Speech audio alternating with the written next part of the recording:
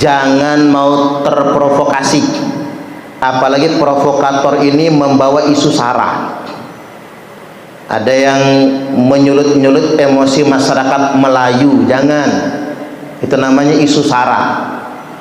Jadi ada provokator-provokator di balik layar yang coba ingin memantik emosi massa atas nama suku, atas nama adat, ada yang atas nama agama, bahkan ada provokator-provokator yang berjubah agama. Nah, hati-hati dengan ini semua.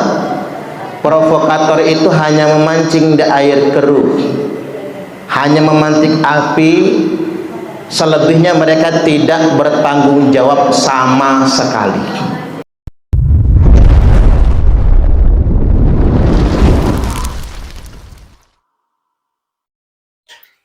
Ada provokator yang berjubah agama. Begitulah sepenggal kalimat yang bisa kita dengar yang disampaikan oleh Ustadz Suparman Abdul Karim tadi. Assalamualaikum warahmatullahi wabarakatuh. Salam, Om Swastiastu, Namo Buddhaya, salam kebajikan dan salam sejahtera untuk kita semua. Saudaraku sebangsa dan setanah air, sampai hari ini masih ramai di media sosial pemberitaan tentang kasus di Pulau Rempang. Tentu ini menarik perhatian semua kalangan, dari pemerintah pusat sampai ke pemerintah daerah.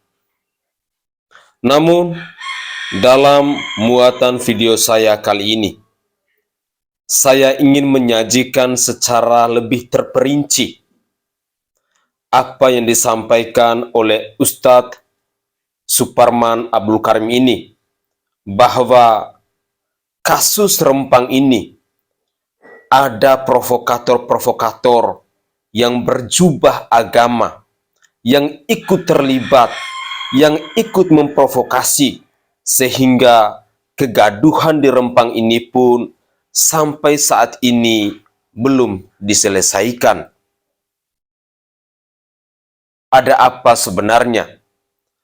Apakah ini merupakan sebuah kesempatan emas di mana orang-orang yang tidak suka dengan pemerintah saat ini, mereka akan masuk untuk memprovokasi, untuk merasuki pikiran-pikiran warga masyarakat yang ada di Pulau Rempang ini? Jika benar hal ini, maka tentunya sangat disayangkan. Tentu kita menginginkan agar bangsa kita ini selalu tentram, selalu damai, tidak ada kegaduhan, tidak ada kerusuhan, tidak ada kericuhan antara warga masyarakat Rempang dan pihak keamanan. Seringkali saya jumpai beberapa video di media sosial di mana aksi brutalitas yang ditunjukkan oleh para pendemo, yang dalam hal ini adalah masyarakat Rempang, dengan melempar batu yang begitu besar ke aparat. Pertanyaan saya, apakah harus demikian cara kita berdemo, cara kita menyampaikan aspirasi kita, cara kita berargumentasi? Setahu saya, dalam berdemonstrasi, dalam melakukan aksi, ada norma-norma, ada aturan yang harus dipatuhi oleh kita sebagai pendemo. Yang kita sampaikan adalah aspirasi kita, buah pikiran kita, gagasan kita, bukan dengan batu kayu. Tentu ini adalah sebuah tindakan yang menurut saya sangat disayangkan. bagaimana pihak keamanan tidak merespon jika video-video yang beredar. Tentu sangat merinding ketika aparat kepolisian dan TNI harus menerima hujan batu dan kayu oleh para pendemo. Namun, dari banyaknya cerita, dari banyaknya video yang beredar, kali ini mari kita coba menelusuri lebih dalam. Kita mencari tahu lebih detail apa yang disampaikan oleh Ustadz Suparman Abdul Karim ini. Untuk lebih jelasnya, dalam beberapa menit ke depan, saya ingin mengajak pemirsa sekalian, mari kita simak bersama-sama. Selamat menyaksikan. Kami semua mengajak kepada warga bangsa Indonesia untuk menjaga kondusivitas agar jangan mudah terprovokasi, jangan mau diadu domba. Kalau kita diadu domba dan diprovokasi, kita sendiri yang rugi. Ya bayar.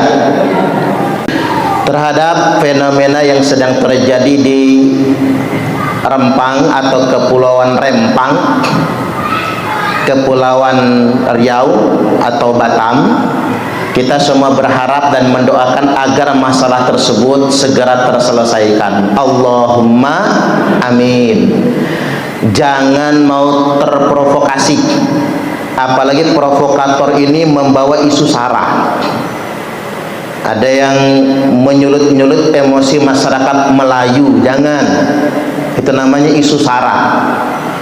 Jadi ada provokator-provokator di balik layar yang coba ingin memantik emosi massa atas nama suku, atas nama adat, ada yang atas nama agama.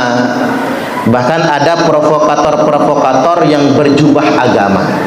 Nah, hati-hati dengan ini semua. Provokator itu hanya memancing di air keruh, hanya memantik api. Selebihnya mereka tidak bertanggung jawab sama sekali. Saya berpikir malah perkara ini harus segera diselesaikan. Pejabat-pejabat terkait jangan menutup mata, segera diselesaikan sesuai dengan himbauan Pak Jokowi. Kata Pak Jokowi, cepat segera selesaikan. Jangan ada kezaliman di sana, duduk bersama. Tidak ada boleh pejabat yang menipu presiden atau menipu pemerintah pusat maupun menipu rakyat. Semua harus diselesaikan dengan baik. Saya sudah sampaikan urusan yang di mana Rempang. Tadi malam, tengah malam saya telepon Kapolri. Ini hanya salah komunikasi aja di bawah, itu salah mengkomunikasikan saja. Diberi ganti rugi, diberi lahan, diberi rumah, tapi mungkin lokasinya belum tepat. Nah, itu yang harusnya diselesaikan. Bisa urusan kayak gitu sampai presiden. Dan jika ada yang tidak mampu diselesaikan, segera disampaikan, segera dilaporkan ke dirjen terkait, ke menteri terkait. Jangan kalau ditanya, siapa? Gimana? Beres, Pak? Beres, beres. Aman, Pak? Aman, aman. Nanti begitu terakhir, mohon Pak, Pak. Belum selesai, Pak. Nah, tidak bisa selesai, Pak. Nah, biasanya kita itu kalau sudah ada masalah dengan menteri-menteri, dengan Kapolri, dengan Panglima, dapatkan, oh udah ketemu, selesai masalah, ketemu solusinya setiap masalah. Dan saya optimis PSN-PSN yang ada bisa diselesaikan karena Bapak Ibu semuanya juga sudah terlatih di bawah mengatasi masalah-masalah yang ada. Ini tinggal meneruskan saja dari proyek yang belum selesai. Bentrokan pecah di Pulau Rempang karena ada tindakan serampangan, apalagi aparat dihadapkan dengan rakyat yang tidak berdaya. Pemantiknya karena ada rencana pengembangan kawasan ekonomi baru proyek Rempang Eco City, dan satu di dalamnya adalah pabrik produsen kaca Cina, Sini Glass Holdings Ltd, dengan lahan 2.000 hektar. Perwakilan masyarakat dari 16 kampung adat di Pulau Rempang menyatakan sikap menolak relokasi yang ditawarkan. Padahal tenggat waktu dari pemerintah sudah semakin dekat, yakni tanggal 28 September 2023. Kalau mereka tidak punya sertifikat, kenapa selama ini keberadaan mereka mendapatkan pengakuan negara? Di sana ada fasos, fasilitas umum, jalan, jembatan, sekolah, tempat ibadah, di sana ada. Artinya secara de facto itu sudah jelas. Mereka punya KTP, bahkan kabarnya dalam pemilu sebelumnya punya hak suara untuk memilih. Bahkan tawaran ganti rugi yang datang, yakni jika warga akan dapat lahan dan bangunan. Lahannya 500 meter plus bangunan tipe 45 senilai 120 juta rupiah. Ada ribuan rumah yang kabarnya disiapkan untuk mereka yang mau direlokasi. Jika mereka tak lagi menempati tanah leluhur mereka, apakah mereka tetap bisa melangsungkan hidup yang lebih baik? Jika memang kurang komunikasi, kenapa kericuhan berlarut-larut terjadi di Pulau Rempang?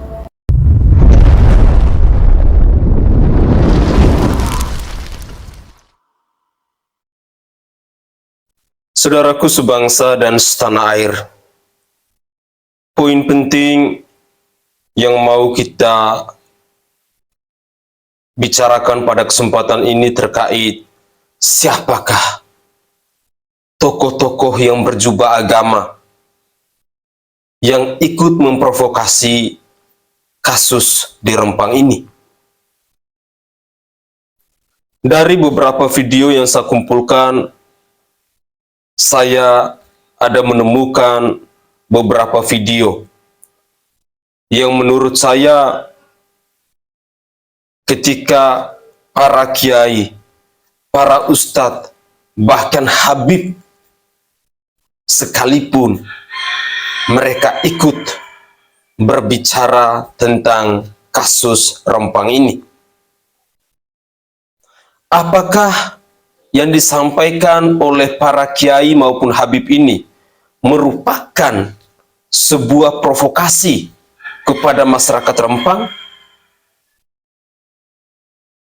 Kita sebagai masyarakat harus mampu untuk memilah, harus mampu untuk memilih setiap informasi yang masuk ke telinga kita.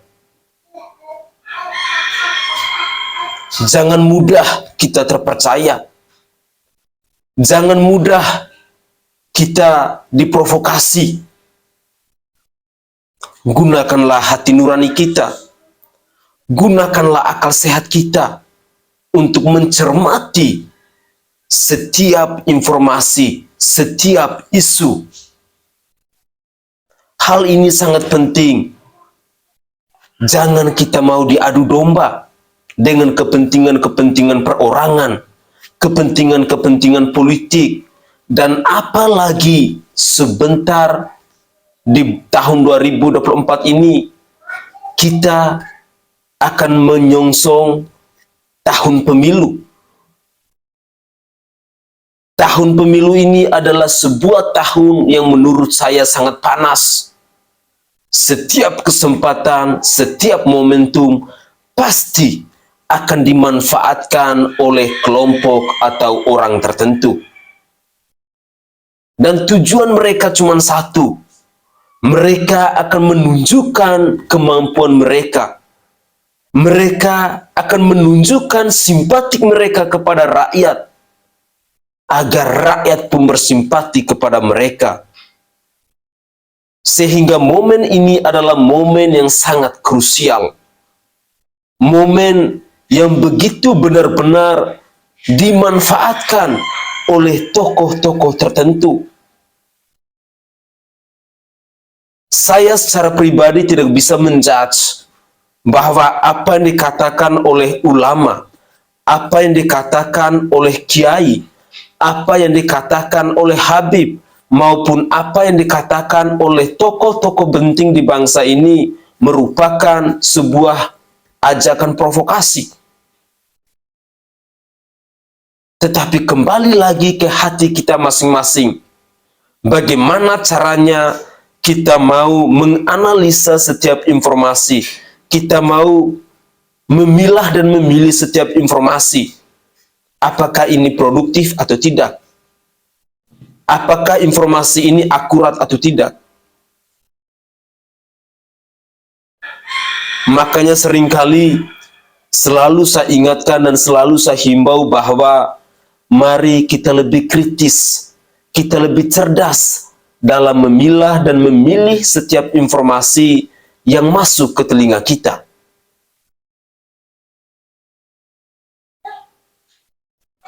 Mari kita lanjutkan lagi menyimak cuplikan-cuplikan video berikut ini. Apakah video-video berikut ini merupakan video provokasi ataukah video yang biasa-biasa saja? Mari kita simak bersama-sama. Tapi yang perlu saya ingatkan kepada saudara-saudara sekalian sebangsa dan setanah air, karena kondisi sosial media ini sudah seolah mengungkit kebangsaan atau suku Melayunya ini, sehingga datang dari Kalimantan, datang dari Medan, kemana datang ke sana. Saya hanya mengingatkan saja, ya, mengingatkan saja bahwa suku-suku di Indonesia ini adalah semuanya punya tarian perang, dan pada saatnya mereka siap untuk berperang sampai mati. Gitu. Itu jangan sampai terjadi.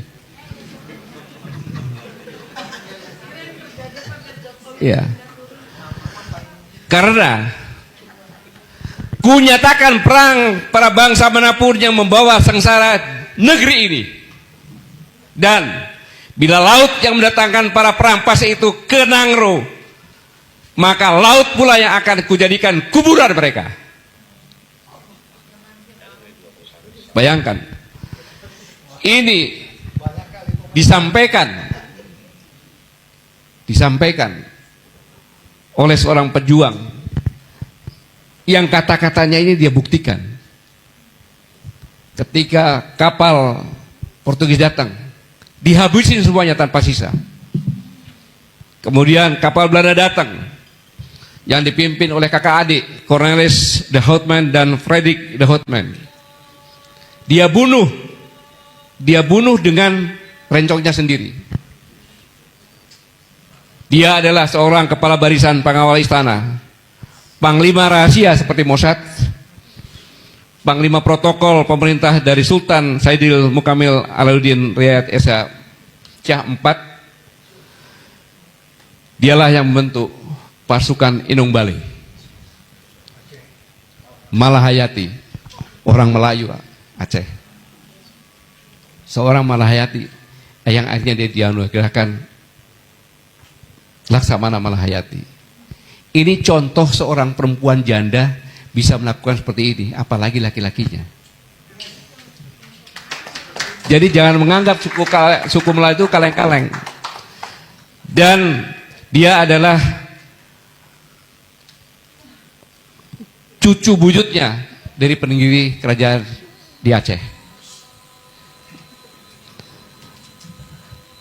Saya mengingatkan ini karena jangan sampai, ya, saya ingat ini karena jangan sampai di dalam adat Melayu itu ada namanya adat amuk Melayu. Amuk Melayu. Jangan sampai ini keluar karena sangat berbahaya. Ketika dikatakan seluruh puak amuk Melayu, maka seluruh puak Melayu, yaitu dari sepanjang Sumatera, kemudian Kalimantan Barat, bahkan negara tetangga kita Malaysia, bahkan di Thailand, Patani, Melayu semuanya. Dan ini akan terbakar seperti jihad fisabilillah. Berperang melawan siapapun yang mengganggu sesama saudara sebangsa semelayu. Jangan sampai ini terjadi. Jadi saya ingatkan bagi saudara-saudaraku yang tidak tahu permasalahan yang sebenarnya di sana, jangan asal bicara untuk membuat kemarahan. Ini sangat berbahaya. Ini sama dengan resolusi jihad amuk Melayu. Karena mereka mengatakan lebih baik mati berdiri berperang daripada mati dalam kepala nunduk dan tak akan Melayu hilang di bumi. Ini karena masalah tanah. Jangan sampai ini terjadi. Karena ini suatu petuah yang sangat sakral yang akan dipatuhi oleh semua orang Melayu, dan ketika dia turun tangga di rumah, orang tuanya sudah menganggap dia itu hilang. itulah kekayaan budaya kita, jangan sampai itu dikeluarkan. Ini hanya untuk membela negara kesatuan Republik Indonesia saja. Begitu kita bicara tentang investasi, maka sesungguhnya investasi itu tujuan akhirnya bukan sekedar memperkaya investor, tapi meningkatkan kesejahteraan seluruh rakyat. Itulah tujuan utama ketika kita membuka Indonesia, membuka kesempatan untuk ada investasi. Karena itu, kan prinsip ini dalam situasi apapun. Karena kita tahu bahwa pelaksanaan selalu ketemu dengan berbagai macam tantangan di lapangan. Nah, kalau kegiatan investasi justru memicu penderitaan, justru memicu kondisi yang tidak sehat di dalam kesejahteraan rakyat, maka ini perlu ada langkah-langkah koreksi. Kami merasakan pengalaman di Jakarta ketika ada tindakan-tindakan kekerasan yang menyangkut penggeseran, penggusuran, itu luka sosialnya lama. Teman-teman mungkin ingat di Jakarta pada masa di mana kampung-kampung dibolduser, kampung-kampung digeser, itu lukanya lama. Saya datang ke tempat-tempat yang kita bangunkan rumah, kemudian misalnya masyarakat di Bukit Duri, sekarang kita bangunkan rumah susun di sana. Itu kalau datang bertemu dengan mereka, mereka tidak pernah lupa anak-anak itu atas pengalaman traumatik yang mereka lewati pada saat kekerasan itu terjadi. Kamu akuarium, datang ke sana, kita akan ketemu dengan mereka yang memiliki luka yang amat dalam. Nah, kami melihat pendekatan yang penting adalah pendekatan dialog, bicarakan baik-baik, apalagi ketika kita berbicara tentang proyek yang jangkanya amat panjang. Kalau proyek yang jangka amat panjang itu bisa diberikan tambahan waktu untuk proses pembicaraan itu berjalan dengan tuntas. Jadi lebih baik dilakukan pembicaraan panjang, rumit, ribet, tapi melibatkan semua dan sampai pada kesimpulan yang diterima, baru kemudian eksekusi. Dengan cara seperti itu, maka kita akan bisa merasakan pembangunan yang prosesnya dirasakan sebagai proses yang baik, yang benar.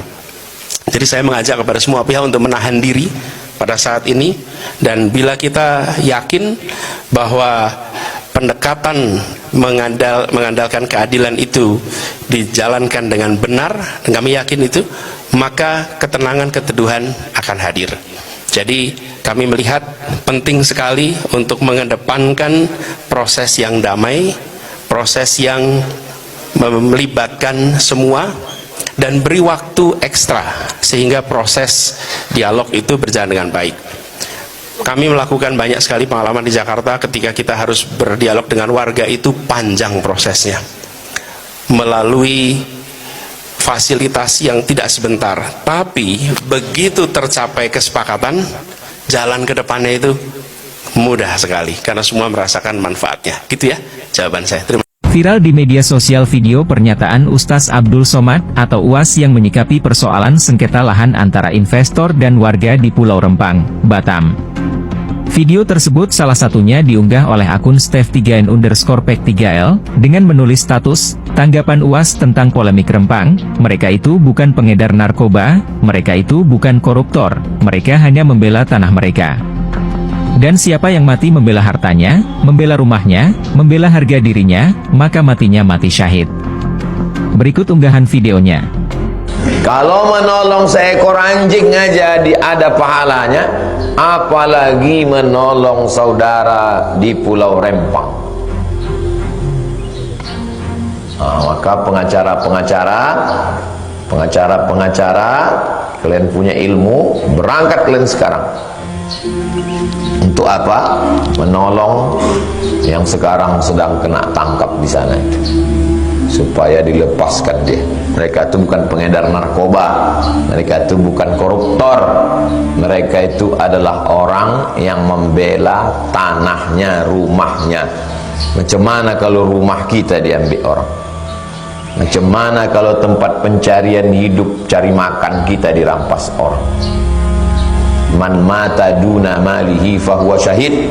Siapa yang mati membela hartanya, membela rumahnya, membela harga dirinya, maka matinya mati syahid. Oh, tapi mereka itu kan Pak Ustadz membuat itu kan bukan rumah orang itu Pak Ustadz, itu kan dia merampas tanah orang.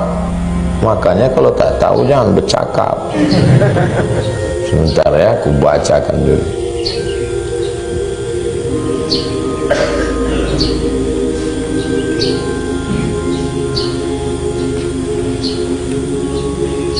Pengelolaan Pulau Rempang.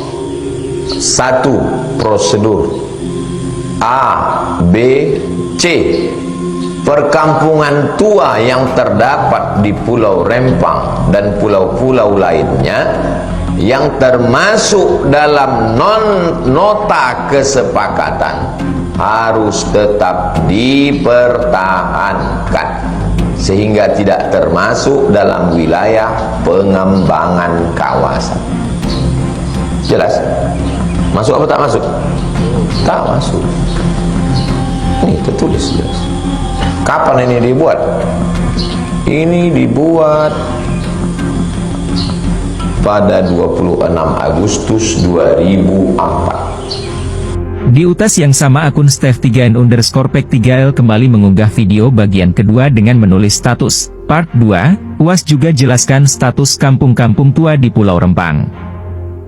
Waktu investor masuk, bahwa kampung-kampung itu tidak masuk dalam kawasan. Kalau mau buat pengembangan investasi, kembangkanlah pulau itu luas. Tapi kampung rumah orang itu jangan diambil. Kalau kampung orang diambil, dua gendangnya. Kalau tak aku syahid, kau syahid. Itulah lagi. Jadi apa yang bisa dilakukan, lakukanlah. Saya tak penguasa, saya tak ada harta, saya bisa menjelaskan ke masyarakat, saya jelaskan supaya kita tidak zalim di hadapan Allah. Ittaquz zulma, jangan zalim. Fa inna zulma, karena perbuatan zalim, zulumatun yaumil qiyamah. Bukan sedikit, lebih 7.000 orang yang mau direlokasi, tak tahu mau tempat kemana. Orang biasa di laut mau disuruh tinggal di rumah susun, gimana dia cari makan? Tak terbayangkan. Kalau terjadi sama kita, dua pilihannya, diam pun mati, mengamuk pun mati. Kalau saya bagus, saya mengamuk daripada mati diam-diam.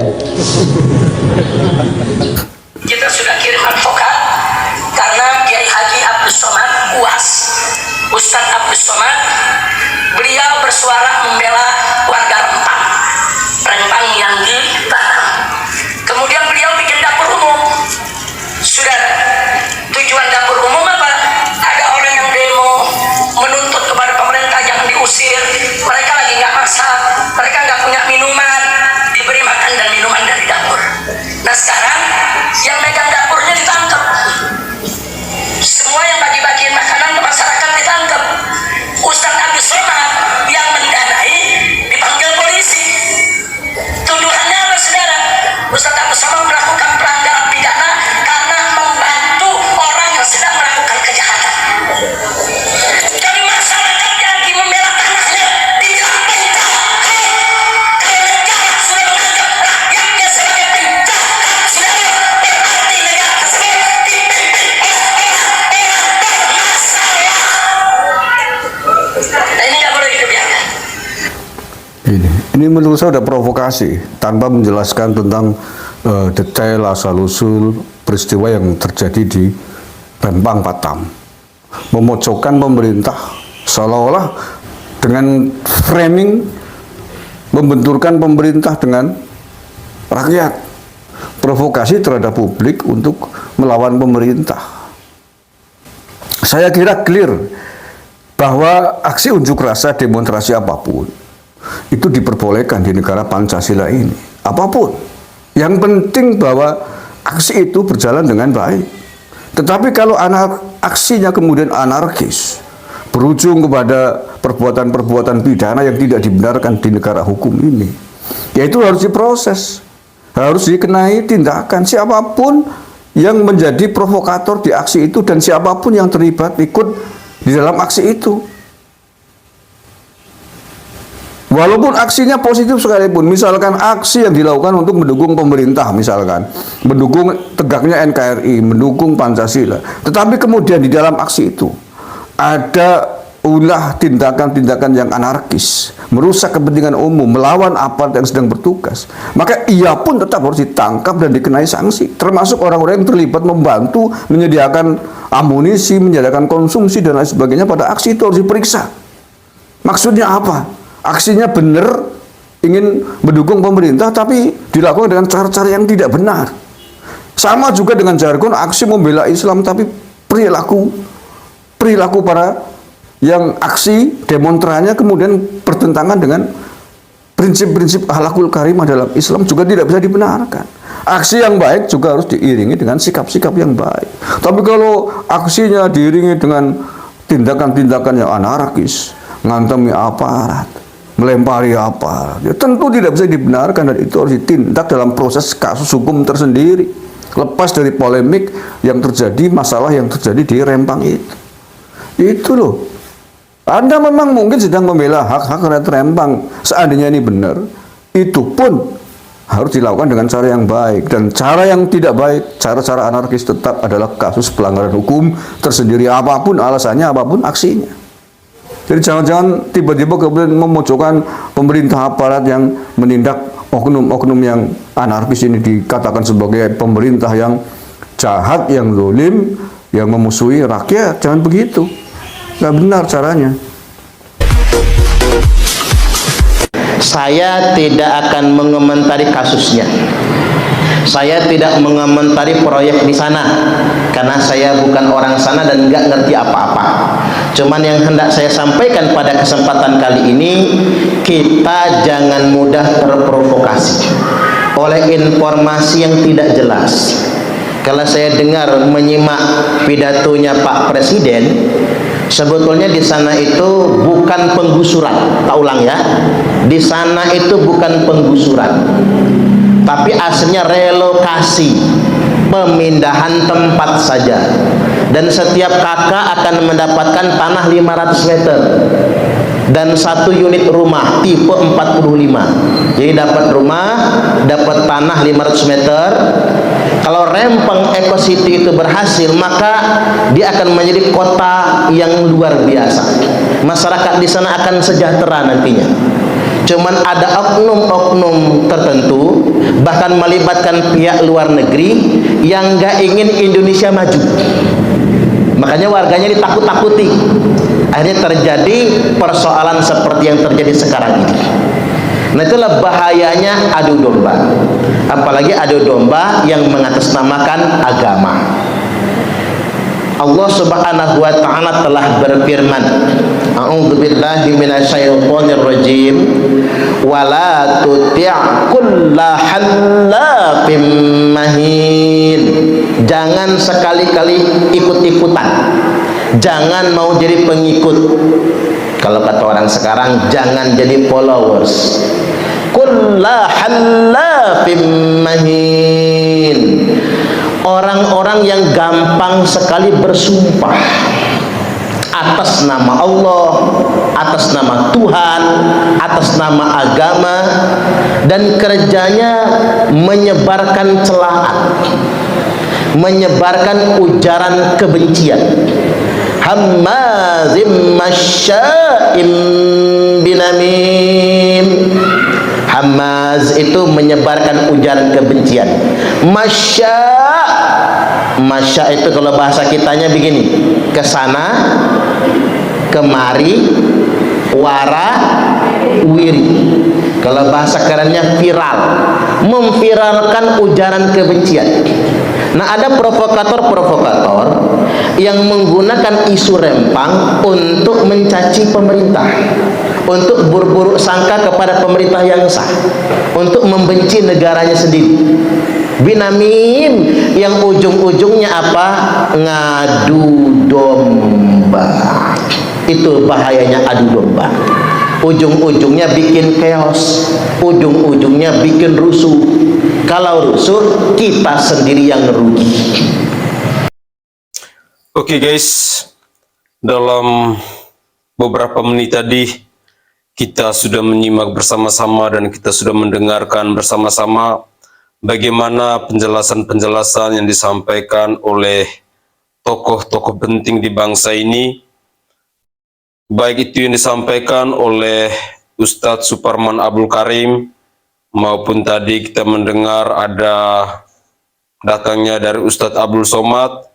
Selain itu juga kita mendengar pernyataan dari Habib Rizik, ada juga dari Pak Gatot Nurmantio, selain itu juga ada dari Anies Rashid Baswedan, dan juga dari Gusmar, pemilik channel KB Nusantara. Tentu semua informasi itu baik adanya, dan saya berharap bahwa apa yang disampaikan oleh mereka, para pemirsa semua bisa mampu untuk memilah, mampu untuk menyeleksi informasi ini benar atau tidak. Tadi Pak Gatot Nurmantio sudah menegaskan bahwa jika informasi yang kita ketahui belum tahu kebenarannya, lebih baik tidak usah dibicarakan.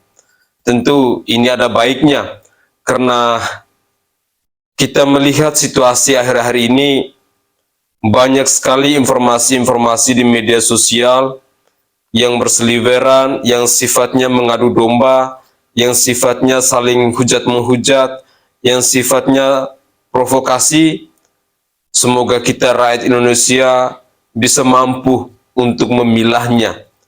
Yang baik kita ambil, yang tidak baik tentunya kita buang. Kasus di Rempang ini dinilai sudah banyak provokator yang masuk, sehingga pemerintah pun jadinya kewalahan. Menurut informasi yang beredar, bahwa ketika Menteri Investasi Bahlil Lahadalia ketika sudah berada di Rempang, dia sudah berkomunikasi, membangun diskusi dengan masyarakat Rempang, dan katanya hasilnya itu positif. Artinya ada solusi, ada titik temu antara masyarakat Rempang dengan Menteri Investasi maupun dengan Kepri dan Wali Kota yang ada di sana. Kita tentunya yang dari jauh, yang dari luar ini hanya bisa berharap, hanya bisa mendoakan semoga masalah atau persoalan yang dihadapi oleh saudara dan saudari kita di Kepulauan Rempang ini bisa menemukan titik temu, bisa menemukan penyelesaian yang tidak merugikan antara pihak yang satu dengan pihak yang lain. Itu adalah harapan terbesar kita. Semoga kita selalu mendoakan mereka agar segala persoalan yang sedang mereka hadapi saat ini selalu diberi kekuatan, dan sedikiranya mereka pun bisa mendapatkan solusi yang tidak merugikan diri mereka sendiri maupun tidak merugikan pihak pemerintah. Saya sih berharap bahwa 16 kampung adat itu bisa dijadikan sebagai kampung pariwisata. Artinya bahwa masyarakat yang ada di Kepulauan Rempang itu tidak perlulah direlokasi. Tidak perlulah mereka harus dipindahkan ke tempat yang baru. Tinggal bagaimana caranya Menteri Investasi bersama pemerintah pusat maupun pemerintah daerah membangun komunikasi dengan pihak pengembang investasi ini agar bisa menata 16 kampung adat ini sebagai tempat pariwisata. Saya rasa ini adalah hal yang juga menguntungkan, baik itu bagi si investasi maupun bagi pemerintah daerah dan pemerintah pusat. Namun, kita sebagai rakyat jelata tentunya tidak punya power, tidak punya kekuatan. Paling-paling kita hanya bisa mengusulkan, hanya bisa menyampaikan. Jika didengarkan itu baik, namun jika tidak didengarkan juga tidak apa-apa. Karena kita tidak punya hak untuk memutuskan segala sesuatu yang terjadi di Pulau Rempang itu. Saudara, mungkin itu saja tanggapan singkat saya. Dari lubuk hati yang paling dalam, saya menyampaikan permohonan maaf jika ada buah bahasa atau pikiran saya yang tidak diterima oleh para pemirsa sekalian, oleh sanak saudara semuanya. Namun, saya berharap bahwa kita tetap mendoakan agar saudara dan saudari kita di Kepulauan Rempang ini, masalah yang mereka hadapi saat ini bisa segera diselesaikan. Saya Sainai dari Provinsi Nusa Tenggara Timur. Saatnya kita yang rakyat jelata harus berani untuk bersuara. Salam hormat, salam NKRI, dan salam Pancasila untuk kita semua. Kepada saudara dan saudari saya, tetaplah semangat dalam menjalankan rutinitas harian kita.